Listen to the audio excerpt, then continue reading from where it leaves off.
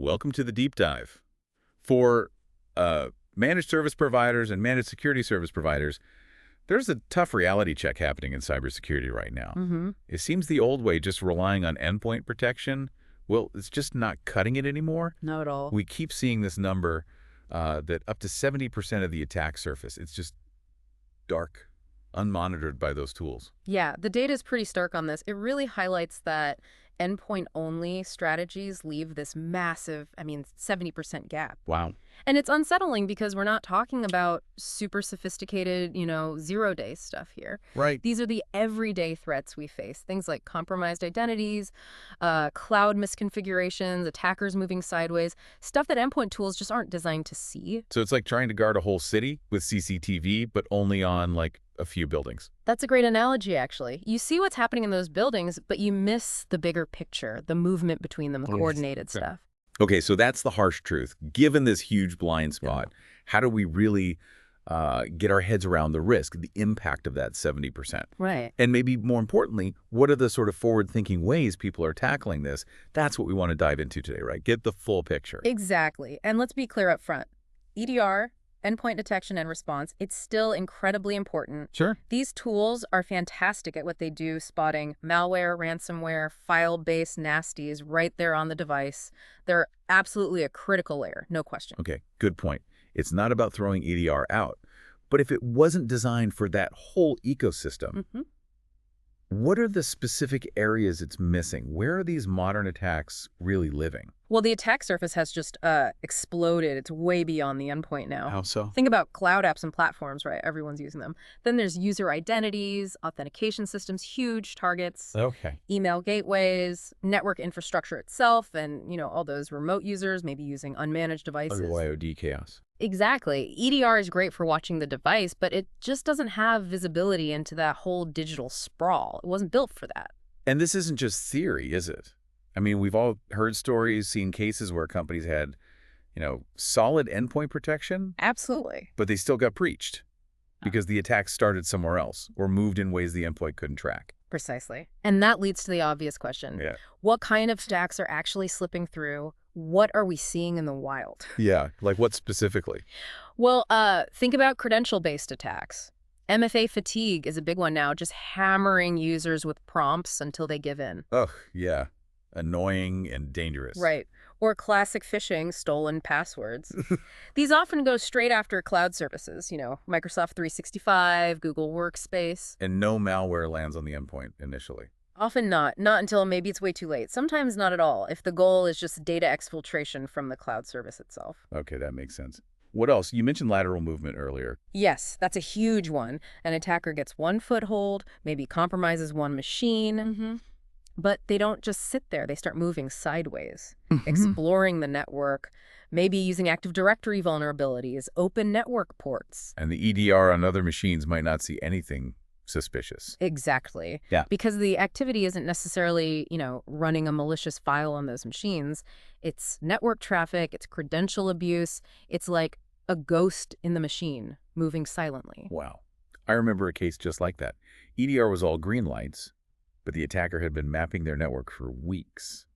Scary stuff. It really is. And then there's email compromise. A user clicks a bad link in their, say, cloud email inbox. Yep. Leads to account takeover. Again, no malware might hit the endpoint itself. EDR is blind to that initial compromise vector. And the unmanaged devices you mentioned? BYOD. Yeah, those are tricky. They might bypass your monitored corporate network entirely, but still access sensitive cloud data. Or, an insider threat could use them. Without visibility across identity, network, email, and cloud, you're often finding out about threats way too late. Or not at all. Or not at all, exactly. So that 70% number, Yeah. it starts to feel very real. How does the math actually break down? Where do the sources say these non-endpoint threats are coming from? So the data we've looked at suggests roughly only about 30% of threat activity really starts and finishes purely on the endpoint. Just 30%. Just 30%. The other 70% is happening elsewhere. For instance, around 22% seems linked to identity and access misuse. Think stolen credentials, privilege escalation. 22%. Another 20% is tied to abusing cloud services, misconfigurations, insecure APIs, that sort of thing. Makes sense. Then you've got about 18% coming via email phishing, business email compromise. Still a huge vector. Always. And around 10% from network-level exploits targeting routers, firewalls, open ports. So add that up. Yeah, that's the 70%. Right. It really puts it in perspective. The vast majority of where a threat could come from is just outside that endpoint view. Precisely. It underscores the limitation. Okay, that paints a pretty stark picture. If endpoint only isn't the answer anymore, what is? What's the solution people are moving towards? Well, the big shift, the really transformative thing, is moving away from these siloed reactive security tools. Right, bolting on point solutions. Exactly. And moving towards proactive, network-wide threat correlation. It's about bringing all the signals together. What signals are we talking about? Signals from your endpoints, yes, but also from email security, cloud platforms, identity systems, network sensors, pulling all that data into one place. Okay. And then crucially stitching it together, Yeah. correlating it into a single kind of unified detection and response framework. Stitching signals together. Is that where this term Open XDR comes in? Yeah. Extended detection and response? That's exactly it. Open XDR is the approach. And what are the immediate wins for organizations that adopt this? What benefits are they actually seeing on the ground? Oh, the benefits are pretty significant. First off, you catch threats much earlier, often before they can do real damage or spread widely. Because you see the initial stages, not just the endpoint impact. Precisely. You also see a big reduction in false positives. Alert fatigue is a killer for security teams. Tell me about it. By correlating events across different domains network, cloud, identity, endpoint XDR, can figure out what's really a threat versus just, noise. It understands the context. That makes sense. Less noise, more signal. Exactly. And for service providers, MSPs, MSSPs, this also unlocks the ability to offer more valuable, higher margin services. Like what? Things like comprehensive compliance reporting, because you have that wider visibility, or co-managed security offerings where you provide that correlated view. It lets you see the whole picture of the environment. Instead of just that, as you called it, noisy corner that EDR shows you. Right. EDR is vital for that corner, but XDR aims to show you the whole room, the whole building, the whole city, going back to your analogy. Got it. That paints a much clearer picture, yeah. Yeah. So why now? What's pushing organizations to make this upgrade, to move towards unified security right now? There are a few key drivers, I think. One is definitely the market itself. And clients are getting smarter. They're asking tougher questions about security posture. They're demanding more than just endpoint checks. Absolutely. And regulators are stepping up expectations too. Compliance isn't just a checkbox anymore. It requires demonstrable, robust security across the board. And the cost of getting it wrong. Exactly. The cost of breaches, both financial and reputational, just keeps climbing.